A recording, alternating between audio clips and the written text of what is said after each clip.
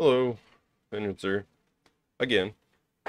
So, another short video, kind of like a channel update, but I also got Throwing Liberty in the background. I'm going to switch over to... I've been pretty much no-lifing Throwing Liberty for the last few days. My wife's been off from her jobs, and we've kind of been just kind of taking a break and zoning out and playing Throwing Liberty a lot. Uh, it may be a problem. Send help. I may need help. Uh, yeah. I forgot how much I liked community-based dungeons and party play in games. Even if I have been getting my butt kicked in open world PvP dungeons, like the little abyss places around the map, and some dungeons if runs fail, but that's part of it, and some parties fall apart. Yeah, that's part of it. You can't control other people, and if you come together and it works and you can finish the dungeon, great. If you don't, it happens. It's part of the game. Um, but I want to talk about the channel. We've grown so much thanks to Blue and just all of you guys subbing. I've been considering streaming regularly, and a lot of the games that I play on here are more suited for that. So I've kind of put off, I know I promised Path of Exile video today. Instead, I made the little Tyrant's Isle guide for Throne of Liberty because that's what I was doing, and Throne of Liberty is what I've been playing. But I want to play Path of Exile, but I feel like I can't make short videos for it because it just takes it. There's so much. So I think playing it on a stream might actually be better. Same with Black Desert. I've been holding off on Black Desert because I need a life skill event, and Prolobus refuses to do one. We've had pretty much every other kind of event except for that. I keep saying, well, maybe next week. No, I need a life skill event because I need to go hunting because I need black gems so that I can do Manos enhancing on there. That is what I want to do, because there's two things that I need to do on Black Desert as a goal. I need to finish my shoes. I have all the Kafirs in there, but I have yet to get the flame, so I need to do that, and I need to get a full Tet Manos accessory set. And I have half of them. I have 3 of the 6, so I want to get the other 6. And to do that, I need upgrade or enhancement materials, and I need to hunt to do that. And I'm not going to hunt without life skill event. It's just not worth it. So we need life XP, and we need for Polar Abyss to be cooperative and just do what we need him to do. So there's that. And Path of Exile, there's just so much for me to learn on there, and it just takes time, and putting it in a 20-minute video, I'm not going to make any progress. So I think playing it regularly on stream might be a good thing. I'm curious to hear and see what everyone that watches thinks, and maybe we'll move forward with that. So I think BDO is more suited for stream, and I think Path of Exile is more suited for stream, and maybe Throne of Liberty. Throne of Liberty is pretty easy to make content for because you can make a 5-minute dungeon guide, just cut to the boss, give mechanics, which is kind of what I did. Granted, it was like 8 minutes because I showed the whole boss fight, but and re-explained, kind of consolidated the mechanics at the end of it at the last one. Yeah, I know, same shirt. I'm recording back to back, so deal with it. So the last part of this, that's basically what I wanted my message to be. Is look, I wanna look at maybe streaming more, and the games that I play are probably better suited for that. And then that kind of frees up one-off videos for different things like I used to do, like guides and just quick little 10-minute excerpts here and there. I don't know if the YouTube 10-minute rule still applies. I guess I'll see, because my other video was like 8 minutes, but this one I'll let it run a little bit longer because I want to talk about Throne of Liberty since I've touched on everything else. Let me switch over. Here we go. Yeah, so I want to talk about the Lucent. about how everything's so pay to win. Well, here's how I've been making Lucent. Randomly crafting green gear out of the things that I get. What are these? The lithographs, the random ones I got out of contracts and leveling up. And yeah, I still got that bow in here. I don't know what I'm going to do with it. Probably dump it to the lithograph, because guess what? I don't need this bow.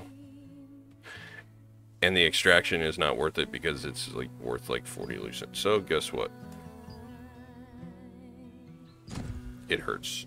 But we can get those if we turn them in. If I get a bad staff, then we'll do that as well. So I pretty much dump everything to the lithograph. You can see I had 20-something%, but I've been crafting random green stuff, and sometimes when you craft, it gives a great success, and the great successes are sellable on the auction house. So if they have a decent trait, you list them on here. This one's probably high, but there were no other ones really listed, so I kind of just threw it up for whatever. And this one's not a very good trait, so it could sell or couldn't sell. It really depends. So the things that I have sold here, the Abyssal Grace Band was the best. I sold it instead of using it. It's not the final ring I'm going to use, I don't think, so I just kind of dumped it because I wanted the Lucent. Use the extract, skill damage boost 20. It brought me 750. I made like 500 something profit because of the tax. You got 22% tax rate on here. But you can see all the stuff that I've randomly sold. All this green stuff was crafted stuff out of regular for the lithograph, and it great success. So it ended up selling. The Platinum Skull Band and the Abyssal Grace Band I got out of running dungeons, and those are the ones that brought me the most Lucent. The Humanoid bonus damage arena sword that I just randomly crafted when I was doing lithograph stuff brought me quite a bit as well. And then the 2 staffs that I made further down here, and of course the last 2 you can't really see, but there are a couple of rings, and you can see the traits on them. They're just green rings, a ring of precision and ring of robustness. If I hover over them, you can kind of see them there. That's how I've been making Lucent. There's not a rocket science to it. You can also do regular like food and stuff and sell it. I haven't done a ton of cooking on here like I did, like I do in Black Desert. There's what my life skill, they're considered life skills. My expedition for the Amatoi behind my camera here. See if I can do this. It's a 12. And then the fishing is 11 and cooking is 9. Fishing is actually 10, but I have the +1. It gives +1. The steel fishing bow or rod gives +1. So that is my Lucent guide, basically. Craft stuff. You can't craft blues because the lithographs aren't in unless you get them from a dungeon and break them down. So craft greens for your lithograph. If you get a great success, hopefully it has a good trait and you can sell it. Otherwise, you're running dungeons and doing the open, what are they called? Open world with these Abyssal contract tokens. So you're doing the Abyssal dungeons, which are like these. Salus Abyss, Shadow Crypt, and then the 4 down here. Temple of Salvea, the Ant Nest, Sanctum of Desire, and Sardoma Island. So if you just click on a random one, click on Monster Info, that boss is locked because we haven't done the milestone yet. But you can get different stuff here. And when this stuff drops from these monsters, if it has a good trait, you can extract it. And to extract something, I don't have a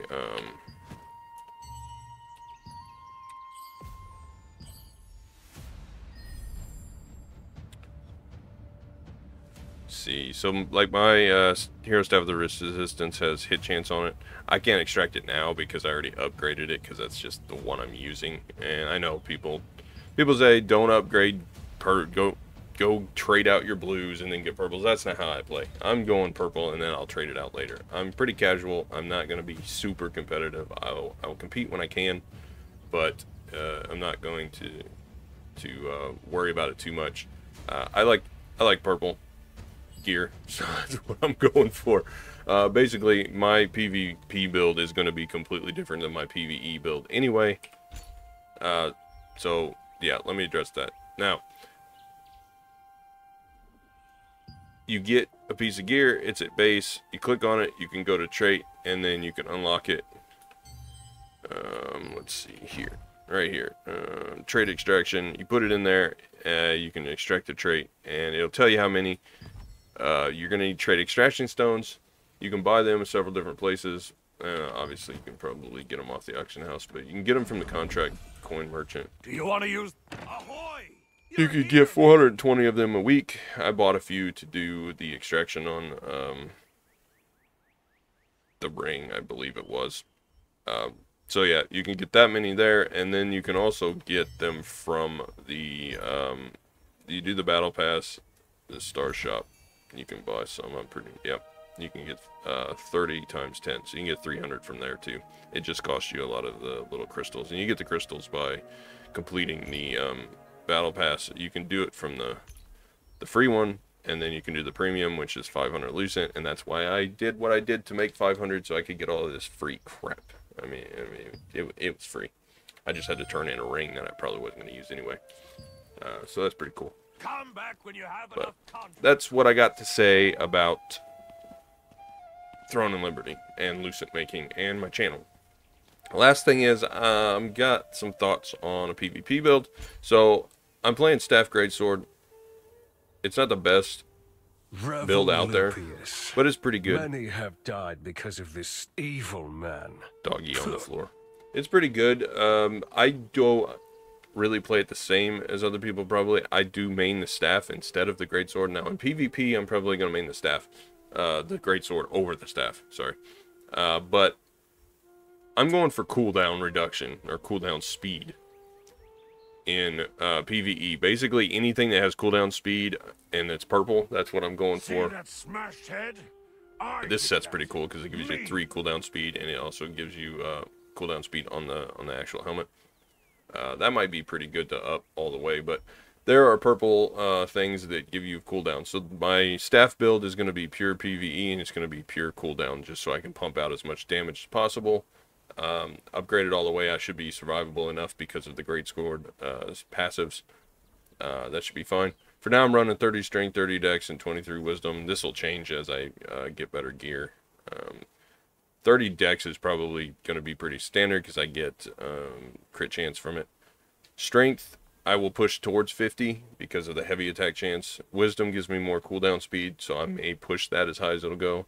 Probably need as much perception as I can get for hit chance.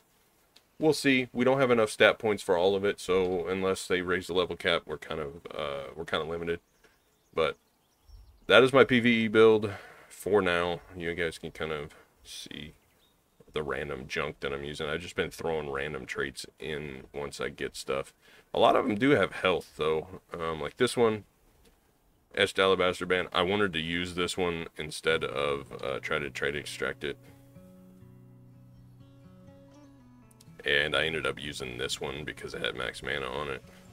This one's got max health. That's just the quest reward. These were a lithograph thing, so I changed it. Same with this lithograph thing. Max health on that. Max mana.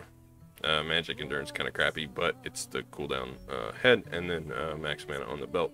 So not too bad in stats overall. 2361, not too bad for being casual. Here's kind of my stats. You can pause when you want. It's good enough to run dungeons and start working on purple stuff. It's not like it's too bad. Here's the skill build. If you want to see it,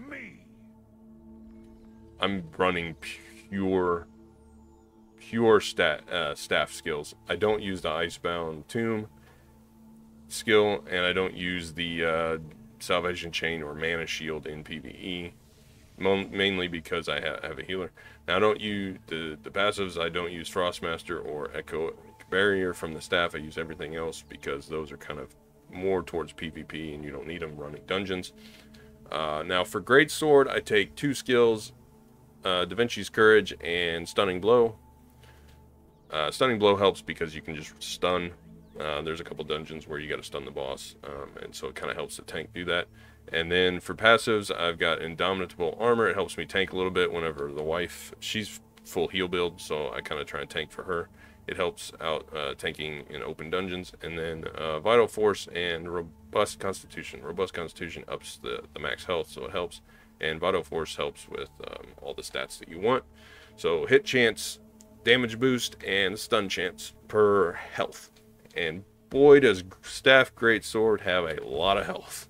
13,500, and I'm not even full health spec, so you know, with the gear and stuff. So it's pretty cool. Now with and I do use the staff block. So rotations. Here's the skill specializations for the PvE build. It's mostly staff. You can look at them. That's what I take. Focus fire bombs is a nuke. It does massive damage. I switched over to burning smoke screen because I can lay flames on the ground. Infernal wave, good skill. Chain lightning, fantastic. Lots of damage. Judgment lightning, lots of damage. Infernal meteor, just got the cooldown on it. High focus, we got some damage boost if I want to boost damage. And fireball barrage, we got the multiple 1 stack added per burn, and then cooldown on it. And then we got Ice Spear to turn it into a single target for helping boss kill, and we got damage boost on it. So now for the stunning blow, we just got damage increased. When a skill's used, when that skill is used, it boosts the 100%, 150% for the next skill that you use. So it helps buff up that staff damage if you can work that stunning blow in between sometimes. But other than that, the great sword. I don't like playing greatsword in dungeons because it means I have to be up close, and if I go full tank greatsword, then, or to pull aggro, there's usually a sword and shield greatsword tank in the party, so I don't need to do that, and then it just makes my damage go down. So this build here really helps me just pump out the damage and fill that DPS role, and help farm the dungeons faster so that I can just, you know, keep farming. Now, build number 2 that I'm working on, which is my PvP build.